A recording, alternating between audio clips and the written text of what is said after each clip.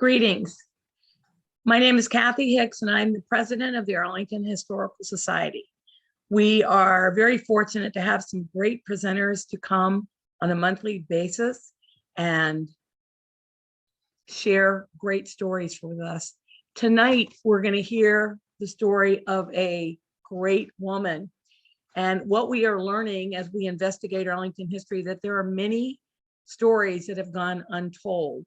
And we are working hard, and I'm using tonight with this lecture that we're having on Selina Gray to announce that we have begun a new project that we are doing in collaboration with the Black Heritage Museum of Arlington. And that project has to do with memorializing the enslaved in Arlington. So a little background, Tim Aiken, who's a local Arlingtonian in the Glen Carlin area, had read an article by Michelle Norris in which she proposed marking the locations where slavery occurred in a specific location by putting stones there. And so we know that this is also something that German citizens have done to kind of bear witness to what happened in Germany during World War II. And the stones often provide the names of the people that they want to memorialize, and maybe takes them to a website where they can learn a little bit more. So we are launching that project in Arlington. We have a team of researchers, and what they are doing is they're trying to find names and as much history as possible of the enslaved that were somewhere in Arlington, or what was then Alexandria, but the Arlington County. And what we're doing is we're going to be getting involved. We've also collaborated with Arlington Public Schools, and they are going to be writing curriculum, and they are going to be helping to do some of the research and helping to design the memorial. And our goal is to develop a website where people that might see these stones in the community commemorating the stories of these enslaved of Arlington, and that it would take them to a website to learn a little bit more about what happened. And that is a way that we can honor a history that many of us do not know a lot about. So we are looking forward to mapping their locations and making them available for Arlingtonians to learn about this part of our history. When you got in the waiting room, I did share a link. And if you are in person tonight, there was a handout at the table. If you didn't get one coming in, you can get one on the way out that gives you more information and who to contact. Our lead person that's leading the project, Jessica Kaplan for AHS, and then Scott Taylor's contact information, who is the lead for the Black Heritage Museum of Arlington. We're really looking forward to uncovering more stories because we know there are many out there that still need to be told. And with that, I'm going to turn it over to Annette Bembo, who is going to introduce our great speaker tonight. Thank you, Annette, and thank you all for coming, both virtually and in person. Thank you, Kathy. Again, my name is Annette Benbow, and I'm with the Arlington Historical Society, and we're here at Marymount University in the library auditorium. I'd like to introduce our speaker tonight. This is John McNair. He is the park historian at Arlington County's Fort C.F. Smith Park.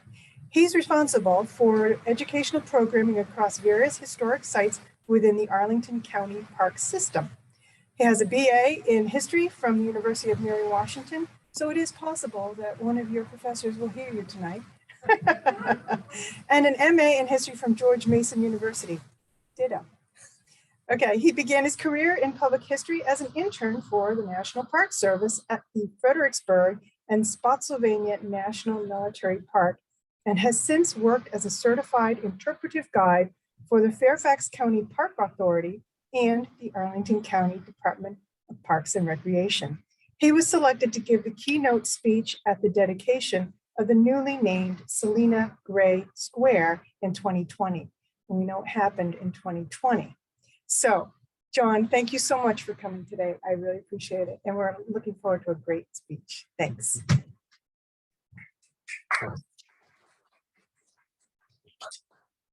Well, let me talk first.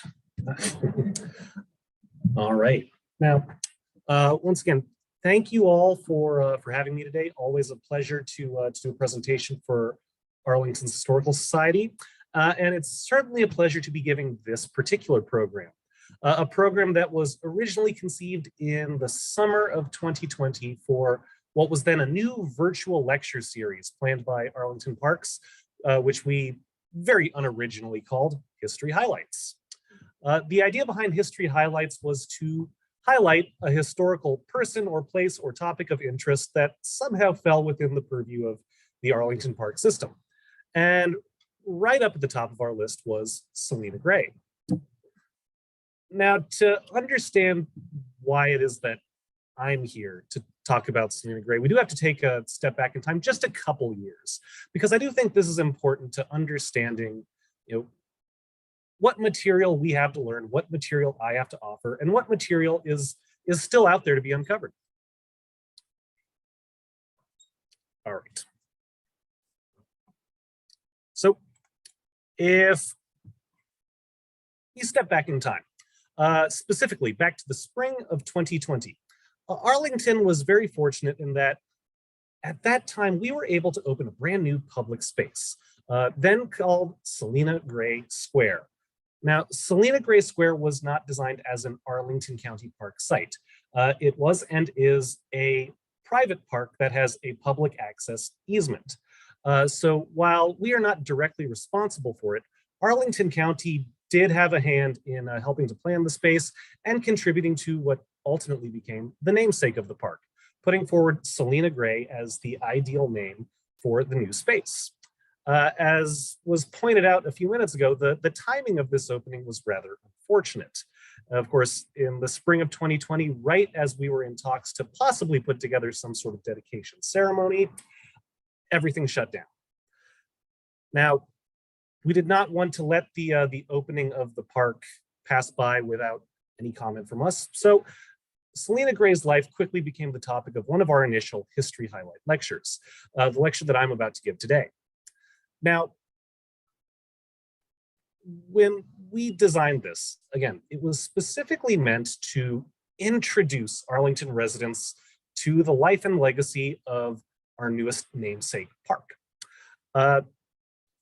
If you have been active in the Arlington historical community, if you've lived here for a long time, if you've frequented our historic sites or historic lectures, Selina Gray is a woman whose life is not unknown for members of our community. There have been people I have met who have been studying her life longer than I have ever worked for the county. People who have worked for government institutions, people who have worked for private institutions, and even the descendants of the Gray family who are still active in our area today. So I want this program to stand not as a definitive history of Selina Gray's life. Rather, this is an introduction. It is intended to highlight a defining Arlington legacy and hopefully to inspire further research and exploration. One that I certainly hope the people in the audience today or at their computers right now will take us up on and continue the journey. I can say that in the time since we offered this program initially in about June of 2020, it has changed with just about every retelling, in part because there's always something new to learn. And I don't think I've ever offered this presentation the same way twice. So hopefully today we will get a more complete version, but again, it is by no means the end version.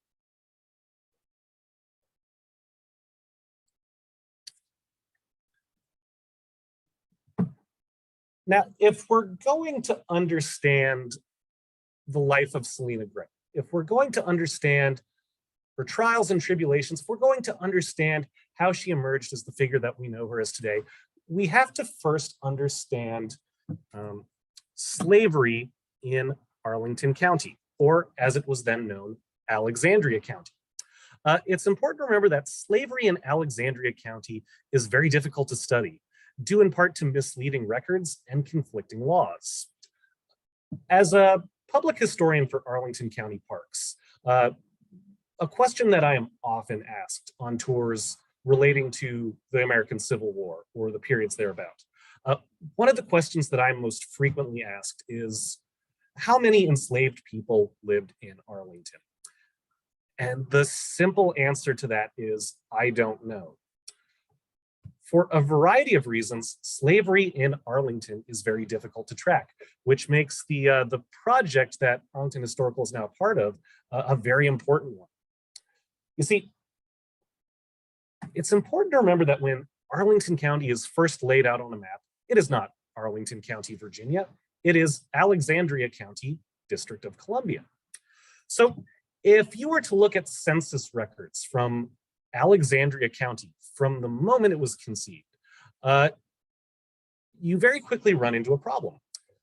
Census records do not necessarily differentiate between who is living in the city of Washington and the city of Alexandria, because they are both District of Columbia residents. Similarly, there is not a clear distinction between people who live in the city of Alexandria or the county of Alexandria. And more often than not, you could have people who fill in both roles. So you could have a property in Alexandria County with a high number of enslaved persons who are held in slavery by someone who lives in Georgetown, District of Columbia. The numbers are often hidden in plain sight. Now, this gets a little bit easier after 1847, when Alexandria City and County are formally retroceded back to the state of Virginia. But even still, the line between city and county is never finally laid out there. And you continue to have landowners in the rest of Northern Virginia, as well as landowners from Washington and Georgetown who are active in the Alexandria County area. To further complicate this, starting in 1860 with what is considered the last census of enslaved persons in Alexandria County, a new wrinkle was added to our list. Traditionally, when it came to the census of enslaved persons in Alexandria County, no distinction was made between enslaved people who were owned by county residents and who had been rented by county residents. The 1860 census actually made that designation. And if you flip through the records, you can find enslaved persons from the rest of Virginia, from Maryland, from the District of Columbia, all pouring into homes and farms in Alexandria County, which of course leads us to the obvious question: if so many out-of-county people are being trafficked into the county, how many of our county residents have been trafficked out of it? And again, this is just purely if you are looking at residency at a specific moment in time. If you broaden that out to say how many enslaved people lived in Alexandria County between 1800 and 1850, it gets even harder. Alexandria County, much like the rest of Northern Virginia, the Potomac region, the Chesapeake region, finds itself in a state of fluctuation when it comes to its enslaved population in the lead up to the American Civil War. We now have a very firm understanding of the fact that in that early antebellum period, our region saw a mass forced trafficking of enslaved people out of the region into the Deep South and the American Southwest, as it became clear that the commercial grain and corn production that you typically found on Northern Virginia farms was no longer enough to justify the labor force that had been put here. Suddenly, those people became more valuable to their enslavers as a commodity to be sent out of the county. So not only do you have numbers that are hidden in plain sight, but those numbers will fluctuate every decade or so when the census comes out. It's a life of uncertainty, slavery in Alexandria. You never know when that dollar figure will send you away from your home. To further complicate slavery in Alexandria County, you have a series of conflicting laws that are often left open to local interpretation. Oftentimes when we teach slavery in schools, and in particular, slavery that is put on display before the Supreme Court, freedom suits intended to free individuals from slavery based on conflict of law. Usually our story begins and ends with one narrative, the narrative of Dred Scott, the most famous enslaved man to ever sue for his freedom. However, it's always important to remember that Dred Scott was by no means the only person who ever sued for his freedom in front of the Supreme Court.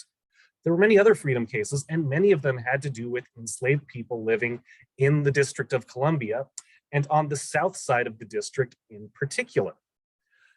To anyone who wants to understand the ins and outs of the legality for slavery in Alexandria County, I always recommend that people take a look at the case of Moses Bell.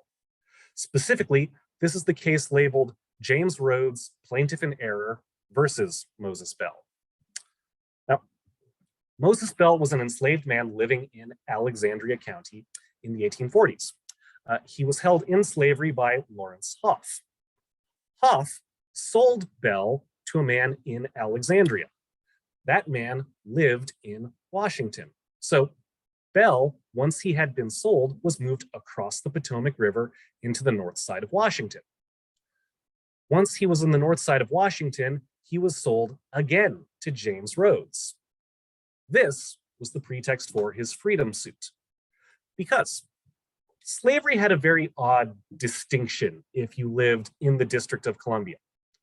When the District of Columbia was first laid out, it included land in slaveholding Maryland and in slaveholding Virginia.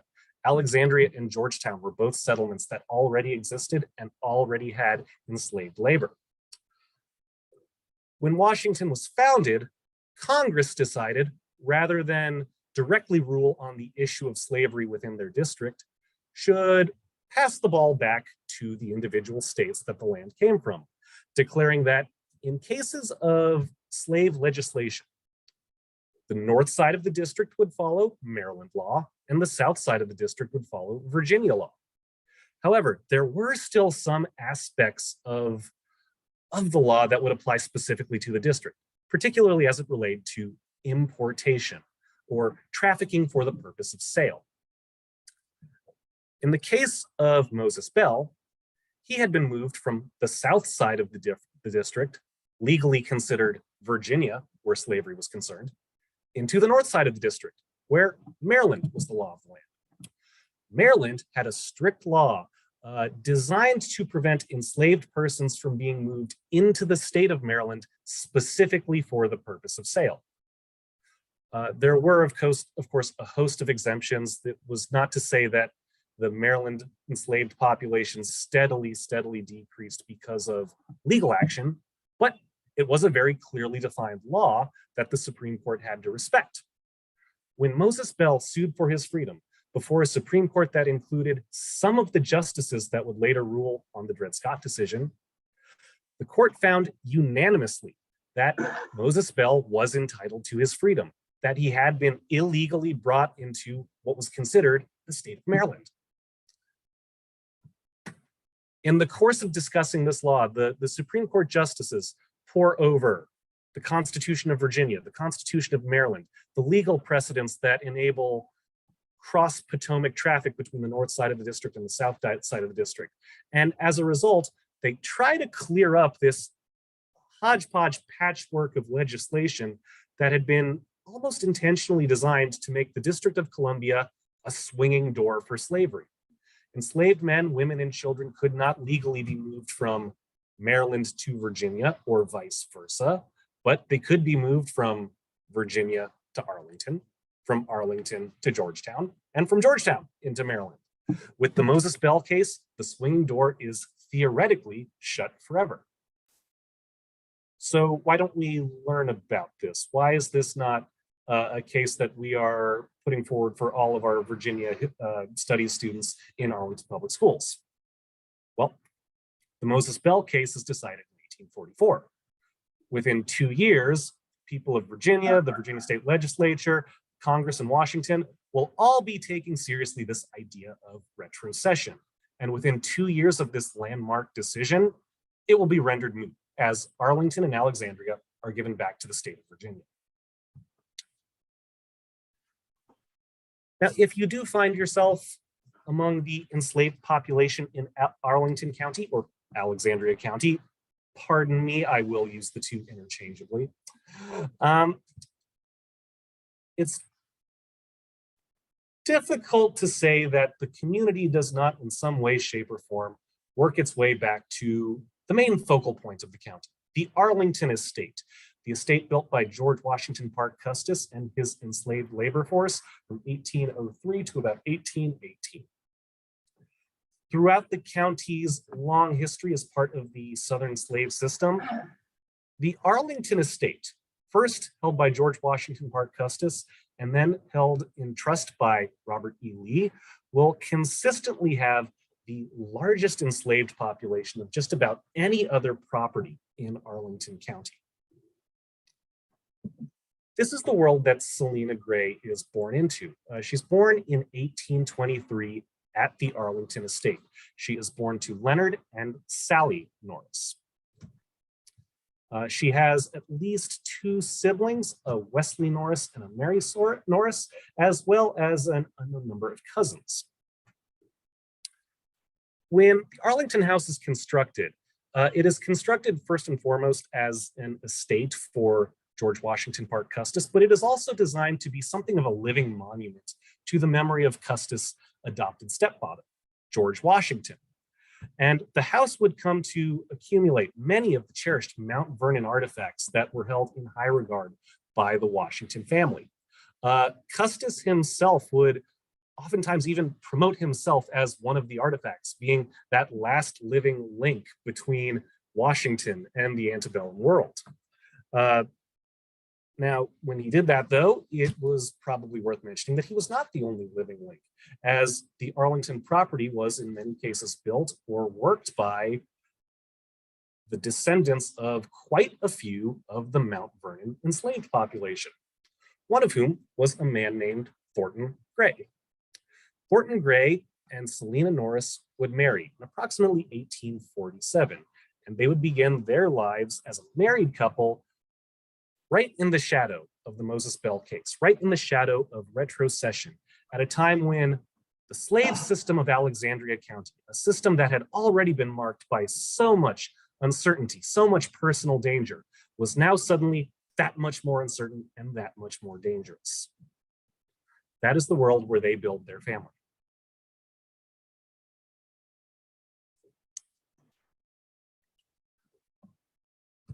Now, the story of the Grays and the story of the Lees is one that in time we have really not, as historians, been able to completely divorce from one another.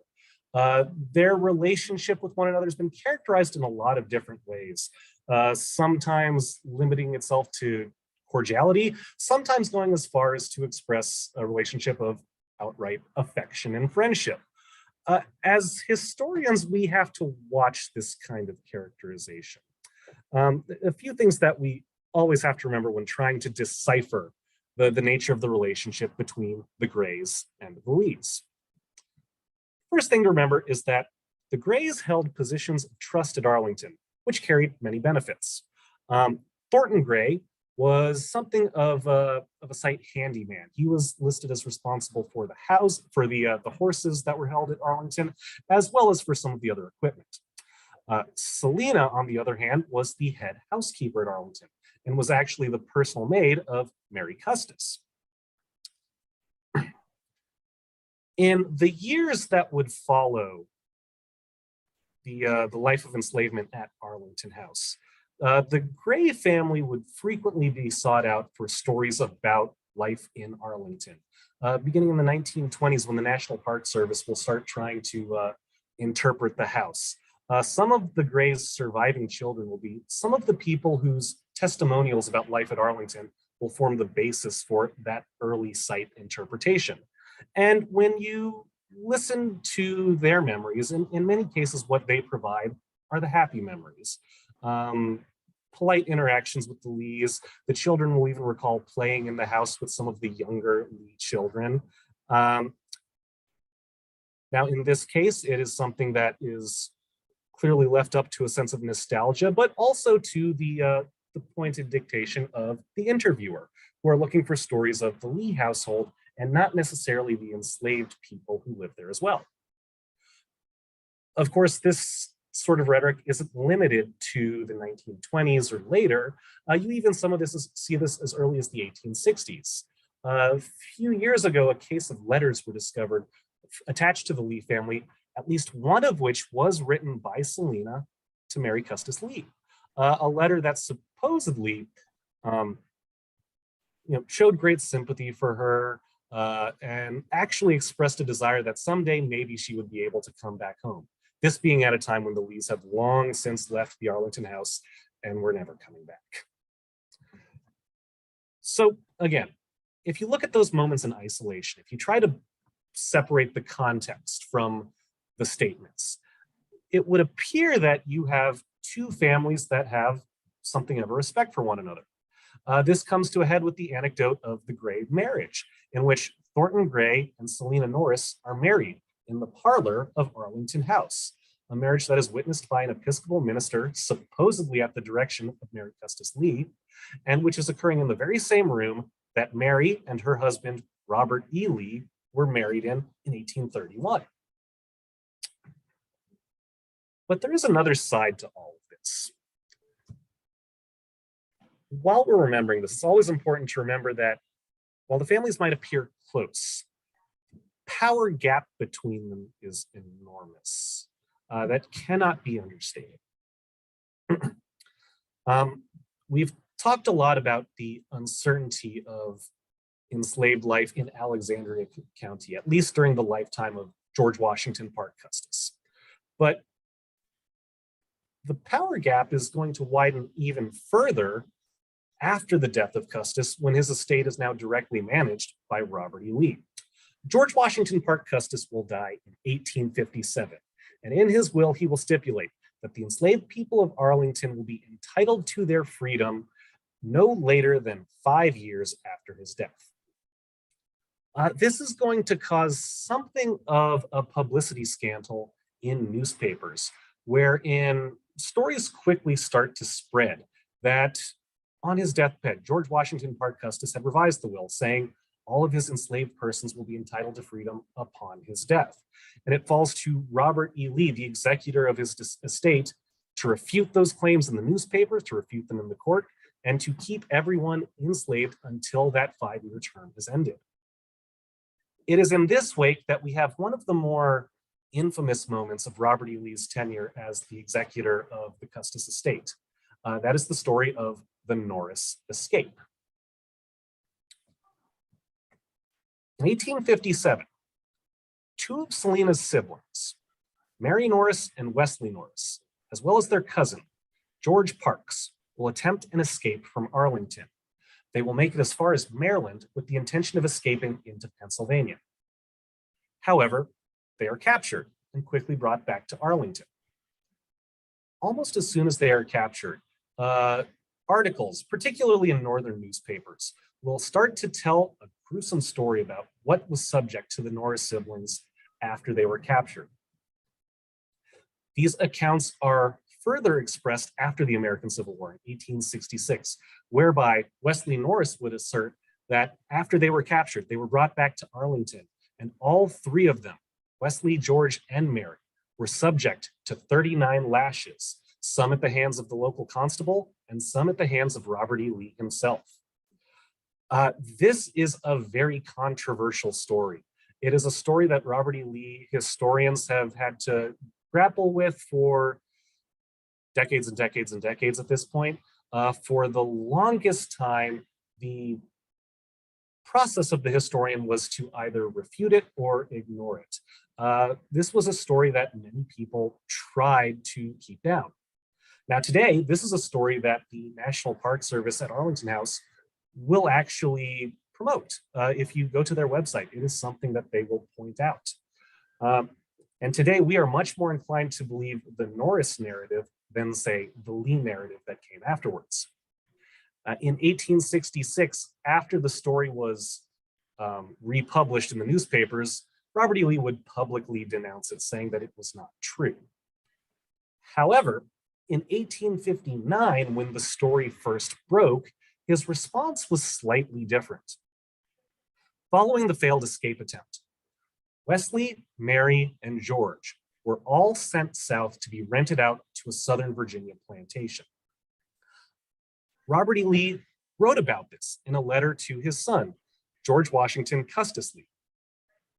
In the letter, dated 2nd July, 1859, he explained that this was part of a growing trend, that they were following about 4 other enslaved people who he had already sent to other Southern lands for rented labor. He makes a mention of how he is being treated unfairly by the New York Tribune, but he doesn't say that they're lying. He doesn't say that they have mischaracterized the story. What he says is that they do not appreciate the legacy your grandfather has left me. They don't appreciate the work I'm doing, how hard my job is. He does not deny the allegation and seems to cast himself as the victim in this interaction. Again, this is not enough for the historical burden of proof. We cannot say for certain which narrative is correct, but it is important to remember that this is a moment in time at the Arlington plantation in which 3 of Selina's relatives, 2 of them, her siblings, are captured in an escape, are subject to punishment, and are trafficked further southwards. Historians have focused on Robert E. Lee's role in all of this. But as a historian, I tend to wonder more about Selina. This was at a time when she was the head housekeeper at the Arlington estate, when she was raising a family that would grow to include 8 children and 1 husband, all of whom got to remain in Arlington. When the news arrived that her siblings had escaped, was she questioned? When they were brought back, did she see them before they were subject to punishment? Did she get to see them after punishment was administered and before they were sent south, possibly for the last time?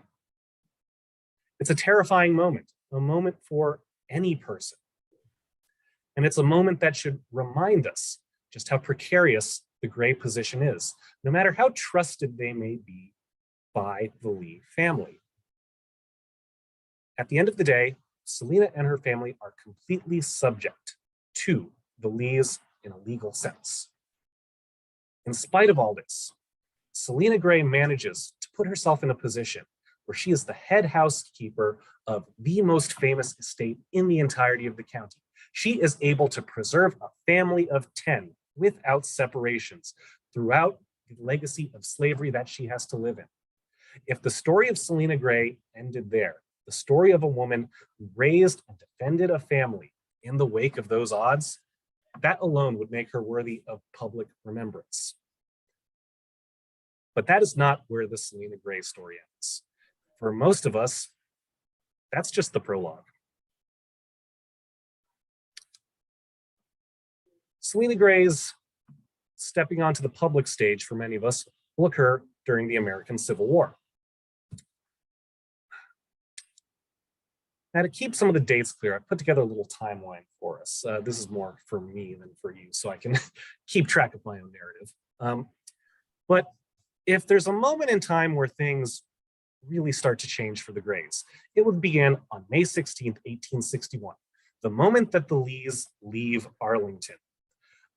A convention down in Richmond, Virginia, had formally approved the state's Ordinance of Secession on April 17th, 1861.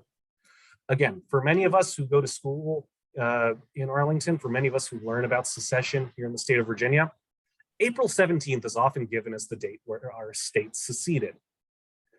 However, there's a very glaring asterisk by that April 17 date. The asterisk being that secession would not legally go into effect if it was not approved by a popular vote of the people of Virginia, a vote that would take place on May 23rd, 1861. So it's important to remember that there's this weird month-long period in the state of Virginia where a lot of people believe the state is going to secede. A lot of people believe the state is going to join the Confederacy, but legally it hasn't done it yet. It is in this atmosphere that Robert E. Lee will resign from the United States Army and bring his family south to Richmond. When they leave, they famously entrust Selina with the keys to the Arlington estate. Again, this is one of those moments where historians like to build it up. They like to say, due to their loving relationship, their affectionate bond, Mary Custis Lee could trust no one but Selina Gray with these keys. And in truth, that could be something to that story, but it is not a unique story in Alexandria, and one that does not always carry with it that level of affection. I often point out the story of Hagar Randall. Hagar Randall was also an enslaved woman from Alexandria County, enslaved by the Powell family of South Alexandria County. Much like the Lees, the Powells travel south after the Ordinance of Secession vote, and like the Lees, they entrust the keys to their house with their housekeeper, Hagar Randall.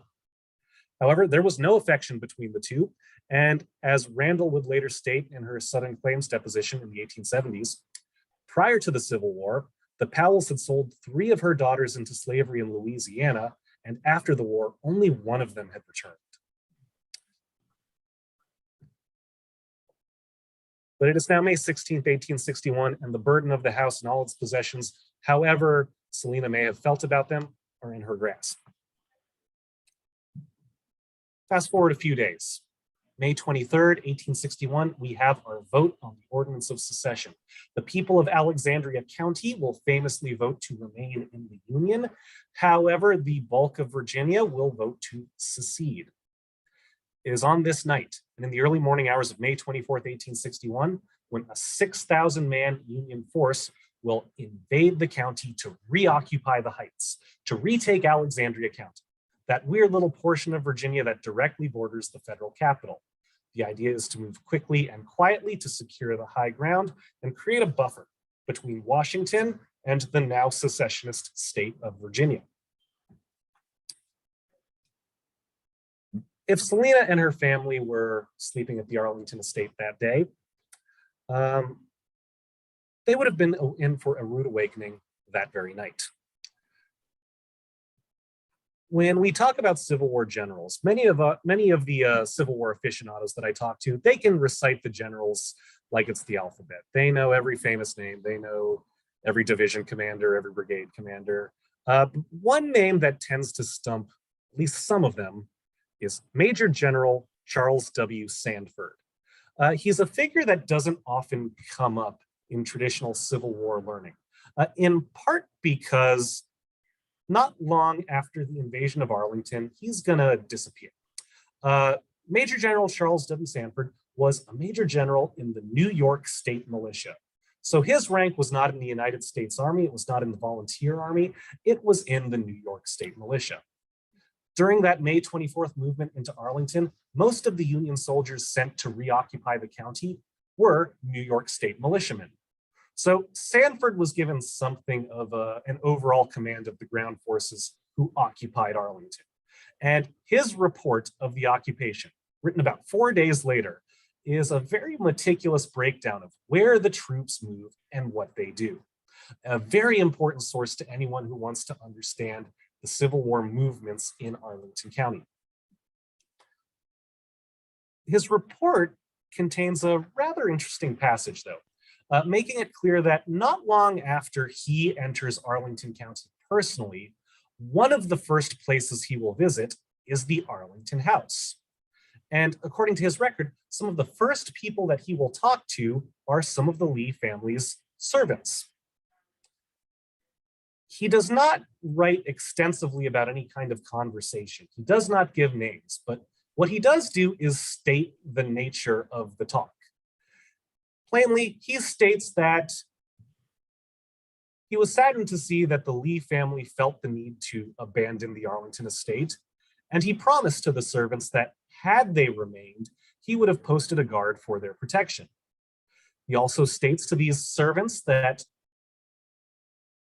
now that the house is abandoned, he will make it his duty to personally protect both the house and all of the possessions therein by making the house his headquarters.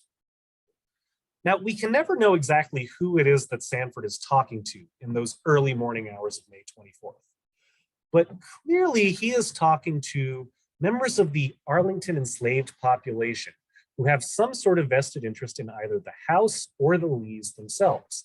It's quite possible that he is talking to members of the Gray family, or if not the Grays, then someone closely associated therewith.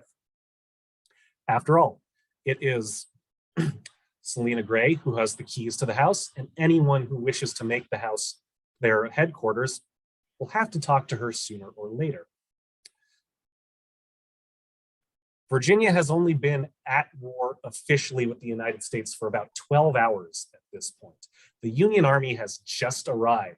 The first place that they visit is Arlington House, and the first people that they talk to are the people responsible for getting you into the house. At a moment when all eyes are focused squarely on Arlington, the Gray family is likely at the epicenter of those crosshairs. Now, Charles Sanford would not remain in Arlington for much longer. He would return to New York with much of the New York State militia.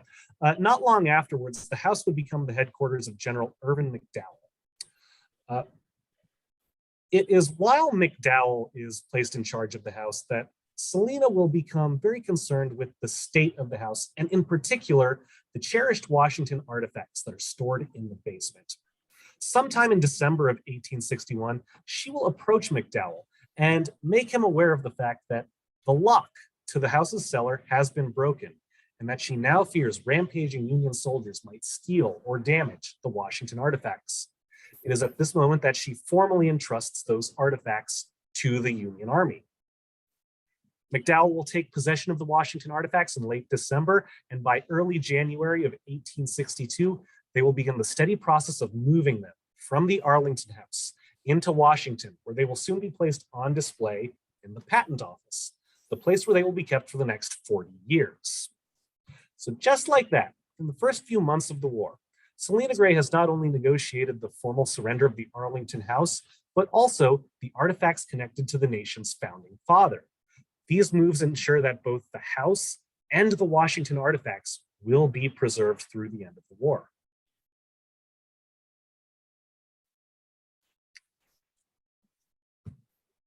Now, oftentimes it is this moment, the saving of the Washington artifacts, that becomes her defining moment in history. And again, the story of Selina and her family can sometimes taper off in a couple directions from this point on, depending on how you want to look at it.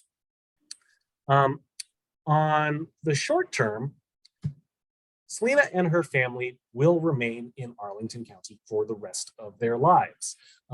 As a new community, Freedman's Village, grows on the Arlington grounds, and as the pre-existing free community of Green Valley starts to grow as a result of that as well, the Gray family will emerge as community leaders to both areas. In particular, it'll be the children of Selina and Thornton who will go on to take very active parts in developing these new African-American communities that are growing out of the Reconstruction era. As for Selina and Thornton themselves, they will stay active pretty much until the end of their lives. The story that is often stated is that they remained active in Arlington, growing vegetables that they would then sell at market in Washington, D.C. They would do this until the 1900s, when both of them would pass away. We believe Selina passes in 1907. No definite date is given for Thornton, but sources indicate that it happens not long after Selina. So we're both looking at about 1907 for their passing dates. Another question that I'm frequently asked when I give these programs is, well, where are Thornton and Selina buried? This was a very difficult question to research. Last time I offered this program, I didn't have an answer. And it was a pretty fierce moment today, going through record after record after record, trying to see if I could have a better answer for you all. Fortunately, I came across an article that was written for Civil War Times magazine in 2015 that actually very articulately described the search for the Gray family tombstone. What we know is that in the 1960s, let's say, in the 1960s, a cemetery off of Columbia Pike was being relocated. If you're familiar with the location of the Sheraton Hotel on Columbia Pike, that was once the site of an African-American cemetery. For the development to go into place, the developers had to agree to relocate many of the graves that were found therein. This was the same graveyard where several of the Gray family children were buried. And so in 1964, several of the Grays are moved to Coleman Cemetery, located at 1900 Collington Road in Fort Hunt, Virginia. So here you can find 3 of the Gray children. But if you go there, you will also find a headstone to Thornton and Selina, a headstone that was put up by one of the surviving Gray children at around the same time. Based on incomplete records, we aren't 100% sure if Thornton and Selina are buried in the Coleman Cemetery with their children, but that is where their final resting marker is located. And if anyone would like to visit it, that is going to be your best bet. Now, looking ahead, not just to the life they left behind, but the life that grows out of their place in Arlington, you have a couple other locations that have their memory firmly entrenched into it. Of course, if you're going to give a talk on the Gray family, you can't do it without talking about the Harry Gray house, a house which I have stopped even trying to talk about, especially when I talk to the Arlington Historical Society, because I know there are quite a few members here who know much more about the house than I do. So if anyone has a question about the Harry Gray house after this presentation, I'm going to kick it back to someone else in the audience. I hope that's okay. But no, this brick-style townhome built circa 1881 by Selina's son, Harry, was placed on the local historic district on January 7th, 1984, and then later on the National Register of Historic Places on February 11th, 2004. It remains one of our endearing local history landmarks. It is now a privately owned house, as I understand it, but it does still have those historic designations. Now, if you want to step a little further back in time and see the legacy of the Grays in the Arlington estate during that peak period where they defined their reputation, managing the estate while the Union Army lived literally in their backyard, you would want to visit the Arlington House. Of course, the Arlington House is now one of the most enduring landmarks in Arlington County. It sees some of the highest visitation of any tourist location in our county or in our region.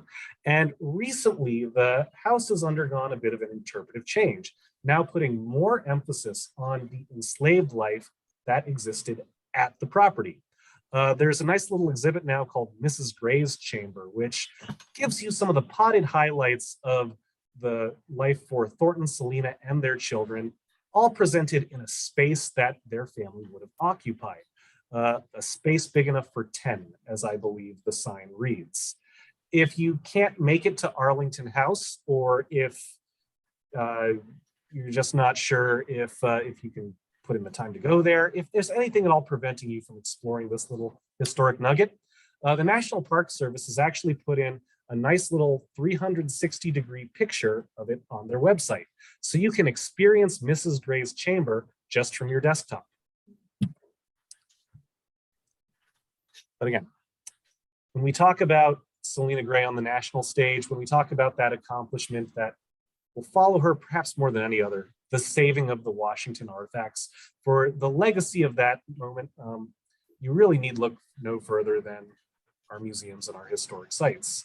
One of the most popular items from that collection, an item that has been on display long since it was saved, is George Washington's campaign tent. This was a tent that I first saw as a child when it was on display at the Valley Forge National Park, and which is now on display in the Museum of the American Revolution in Pennsylvania.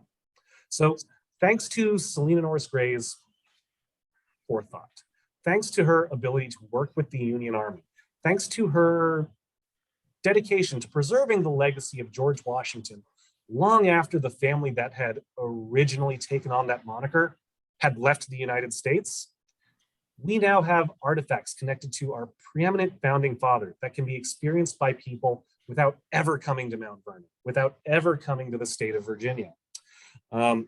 Although if you do go to the Museum of the American Revolution website, they tend to give a little more credit to Mary Custis for eventually selling the artifacts to the federal government than they do to Selina Gray for saving them in the first place.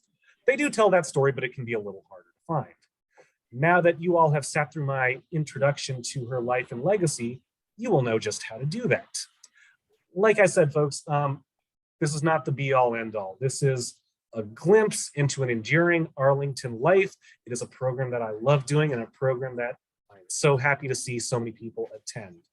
You guys have been fantastic. I know we're coming in just a little bit shorter than our posted time. I do that, I'm sorry. If you have any questions at all for me, I'm happy to stick around and answer them. But if anyone needs to head out, if anyone needs to sign off, then again, I hope you had fun. I hope you learned something. And I really hope to see you again at the Fort CF Smith program. You guys were fantastic. So we had one question on the chat line about the Harry Gray house and where specifically it is. Oh God, you know what?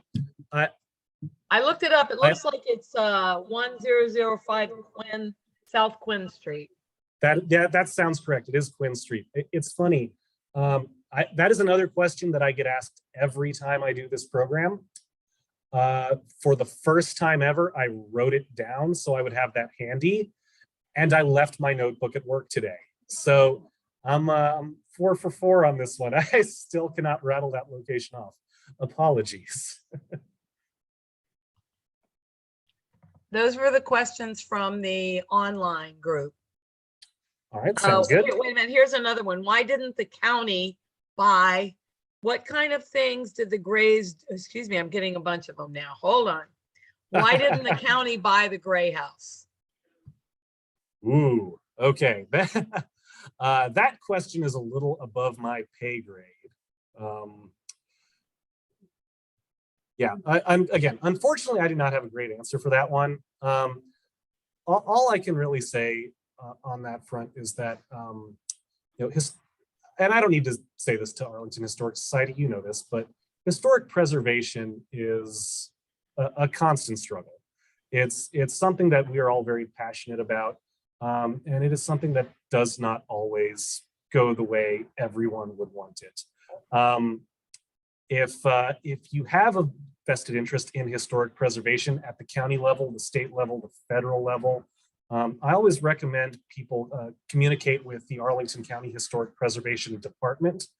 They are, or I shouldn't say department, the team. They are part of the Planning and Development Department of Arlington County.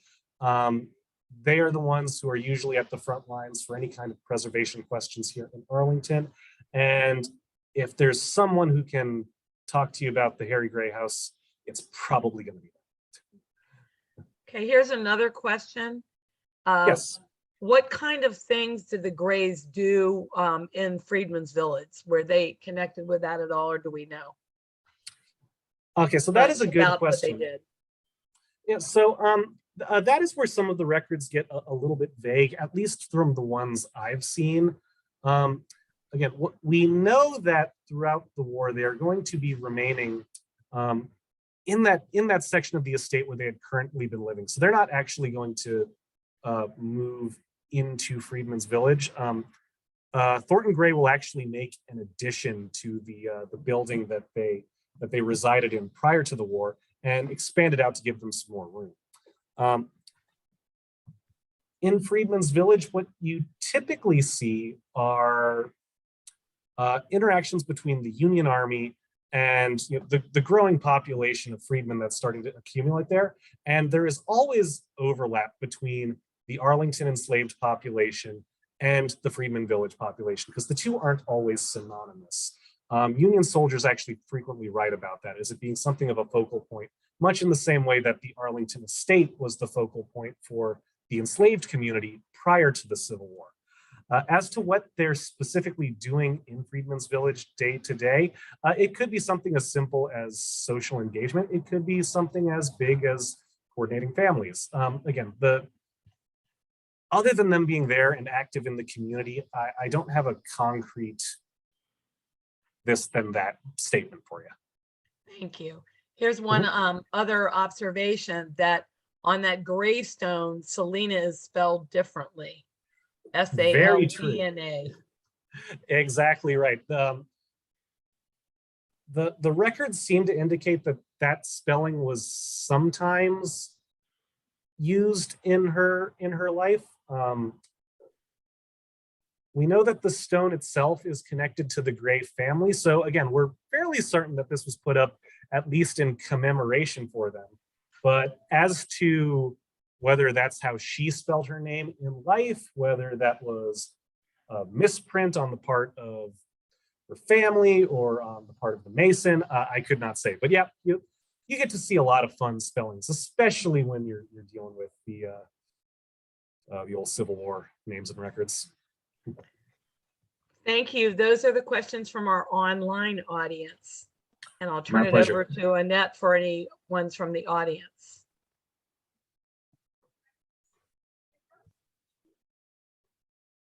Where are the Washington artifacts housed now? Who owns them, and are they all together, or what happened? Okay, so that's a very good question. The question was, what has become of the overall Washington artifacts? Because that we tend to abuse that term. We just say they saved the Washington artifacts, and that's kind of the end of it. Now, the Lee family, again, after lobbying to get them back, pretty much from the moment the Civil War ends, and over the next 40 years, they will eventually get some success. They will get a number of those artifacts back. And then one by one, they will sort of be sold or donated for one reason or another. Debts, things like that. So there isn't necessarily the unified collection that we would like. But we do know, just kind of from tracing the records, that the Washington campaign tent is part of that collection. I believe there are a few other pieces that are at the Museum of the American Revolution. I know some of them have made their way back to Mount Vernon.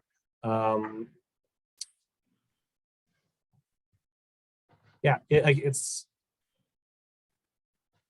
it would be honestly, it would be a great project if someone could sit down and actually trace each artifact that was first confiscated, then sold, then resent out to create some sort of joint Gray Washington artifact collection.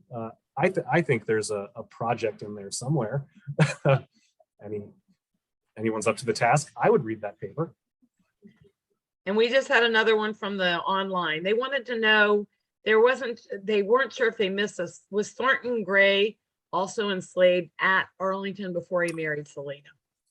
Yes, a very good question. So was Thornton Gray also enslaved at the Arlington House? Yes, he was. I may have said this very quickly, or I may have forgotten it. I do both. Thornton's could actually trace his parentage back to Mount Vernon. And traditionally, I think there's been some confusion about how it was that he came to be enslaved at Arlington. I know the Black Heritage Museum has a wonderful write-up of the Gray family that tries to rectify how exactly he came to Arlington. But all records of the time, write-ups that were made around the time of his death, all sort of recognize him as a descendant of the Mount Vernon enslaved population, also enslaved at Arlington House. Thank you. No problem. Yeah, could you talk a little bit about the education of Thornton and Selina in terms of reading and writing? Seems to be a mixed bag on the extent to which enslaved people were educated. Okay, so there, the question is about education of Selina and Thornton and education in general for enslaved people in Virginia. Now, I have read that Mary Custis Lee did in some way, shape, or form practice some sort of education for certain enslaved people at Arlington. When I read that story, I did not see a specific mention of Selina or Thornton, so I can't comment on that one way or another. Now, one thing I will say in regards to that narrative, though, I've been a volunteer at historic houses. I visit historic houses on my day off. I've dragged my friends, my relatives, my dates on too many historic tours that I can count. And it doesn't matter if I'm in Virginia, if I'm in Florida, if I'm at a Civil War house, a Revolutionary War house, if it is a house where there is slavery, this has happened on at least 3 occasions where there's this little nugget thrown in at the very end of, and you know something? They taught some of their enslaved people how to read. which was against Virginia law at the time. So this is an admirable thing that we can point to. And when you visit house after house after house and you start to hear that narrative repeated over and over and over again, you have to ask yourself, is this really something that's being done in defiance of an unjust law, or is this just a law that nobody really practices? It's against the law for me to speed on 495, just as it is for you all. None of us did that, right? Sorry, that's me being a little snarky there. It's a point, it's just sort of a point to come back around and say that while I do understand that sort of thing took place in Arlington, as it took place at other farms and plantations in Virginia,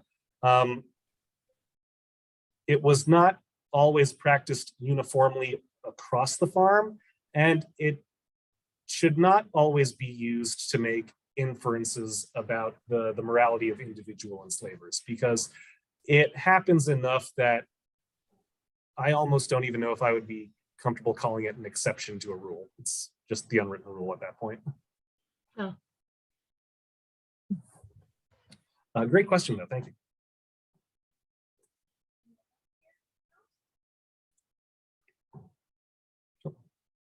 Back here. We have no more questions online, but people are saying thank you. Oh, excellent. Excellent. I think we've got one last question here. Okay. Oh, you're welcome.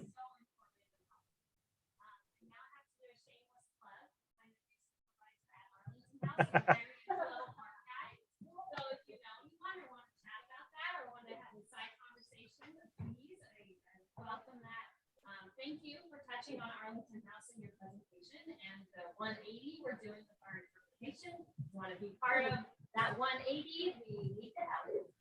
Yeah, I've got to say, from what I've read, from what I've seen, I have not been there since before the shutdown, but it looks like some really exciting things are happening at the Arlington House for new interpretation, and I can't wait to see it in person. Thank you. Appreciate that. I can plug too. Just a very informative talk. Thank you from the online. I'm getting comments, so really appreciate it's very interesting, and also giving us some field trips that we can take to see, learn more. Yeah. Thank you so much. My pleasure. Thanks, everybody. Thank you. Have a good evening, all.